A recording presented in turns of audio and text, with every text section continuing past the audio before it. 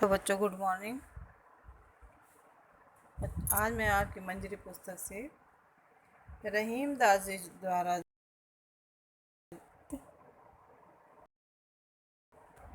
काव्य दोहे पढ़ाऊंगी। मैंने आपको आज मैं इन दो दोहों का अर्थ रहीम दास जी द्वारा रचित आप बताऊंगी।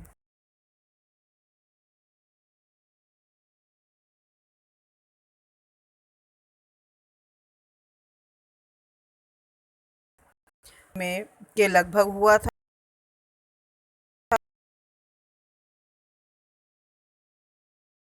दरबार के 9 रत्नों में इन्हें स्थान प्राप्त था। ये अरबी, फारसी और संस्कृत भाषा के विद्वान। इनकी प्रमुख तहीम सतसई रास पंचाध्यायी। रहीमदास जी की मृत्यु 1626 यानी 1626 ईस्वी में हुई थी। चलिए आज आपकी पुस्तक में जो दिए हैं इसमें दो दोहे का अर्थ आज बताऊंगी। नेक्स्ट वीडियो में बाकी दोहों का। दोहे हैं। संदर्भ बच्चों होंगे प्रस्तुत पद्यांश प्रस्तुत पुस्तक मंजरी के नीति दशक नामक पाठ से अवतरित है या नीति के दोहे नामक पाठ से अवतरित है। प्रस्तुत दोहे के रचनाकार रहीम दास जी हैं। आते से मैं बताऊंगी।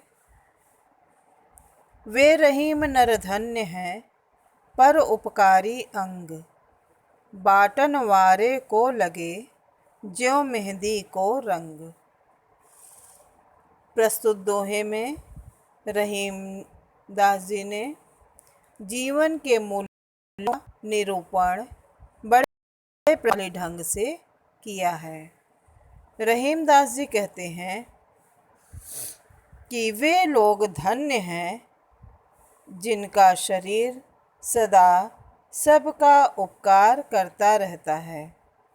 जिस प्रकार मेहंदी बांटने वाले के अंग पर भी मेहंदी का रंग लग जाता है, उसी प्रकार परोपकारी का शरीर भी स्वतः ही सुशोभित रहता है। फिर से रिपीट करते हैं। रहीम दास जी कहते हैं कि वे लोग धन्य हैं। वे लोग नर मीन्स मनुष्य। वे रहीम मतलब रहीम दास जी कहते हैं कि वे मनुष्य धन्य हैं पर उपकारी अंग, जिनका शरीर सदा दूसरों का उपकार करता रहता है। बाटन वारे को लगे जो मेहंदी को रंग, मतलब जिस प्रकार मेहंदी बांटने वाले को, बाटन वारे मतलब बच्चों बांटने वाले को, जिस प्रकार मेहंदी बांटने वाले के अंग पर भी मेहंदी का रंग अपने आप लग जाता है, उसी प्रकार परोपकार करने वाले का शरीर स्वयं ही परोपकारी हो जाता है। या ऐसे भी कह सकते हैं कि रहीम दास जी कहते हैं कि दूसरों की भलाई करने वाले लोग धन्य हैं जिनको या उनको भलाई का फल वैसे ही मिल जाता है जैसे मेहंदी बांटने वाले के हाथ में मेहंदी का रंग स्वयं लग जाता है। आ गया होगा समझ में। फिर से रिपीट करते हैं। वे रहीम नर धन्य हैं पर उपकारी अंग। कबीर रहीम दास जी कहते हैं कि दूसरों की भलाई करने वाले लोग धन्य हैं, उनको भलाई का फल ऐसे ही मिल जाता है जैसे बाटन वारे को लगे ज्यों मेहंदी को रंग।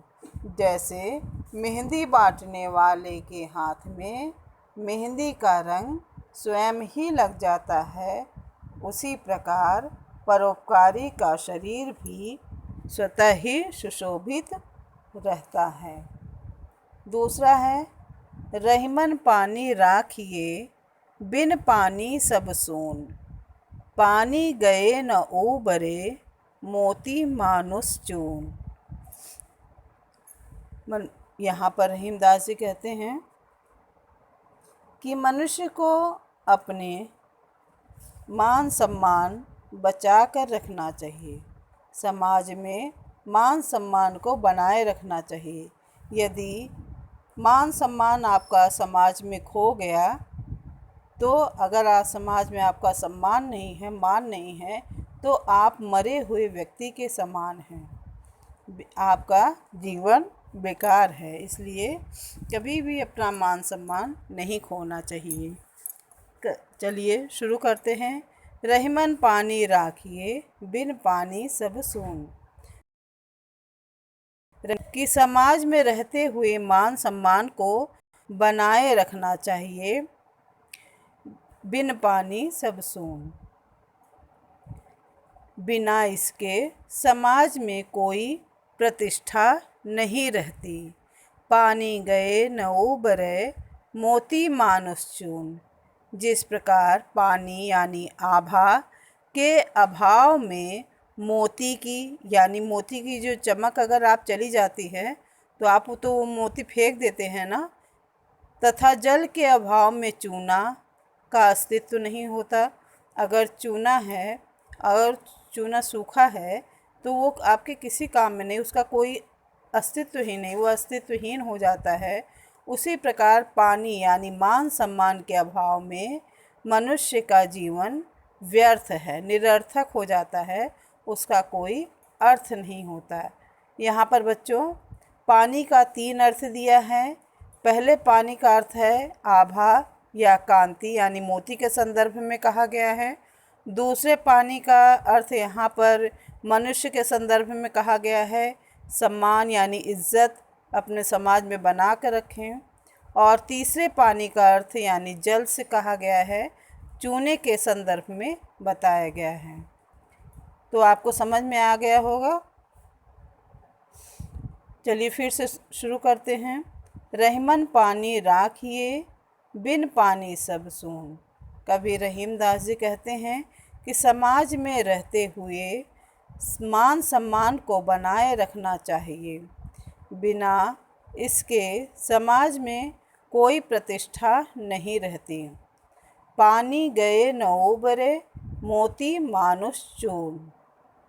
जिस प्रकार पानी यानी आभा के का अभाव में मोती की, आभा मतलब चमक, अगर मोती में चमक नहीं है तो मोती के चमक मतलब बिना चमक का मोती बेकार है, तथा जल के अभाव में चूना का कोई अस्तित्व नहीं रह जाता।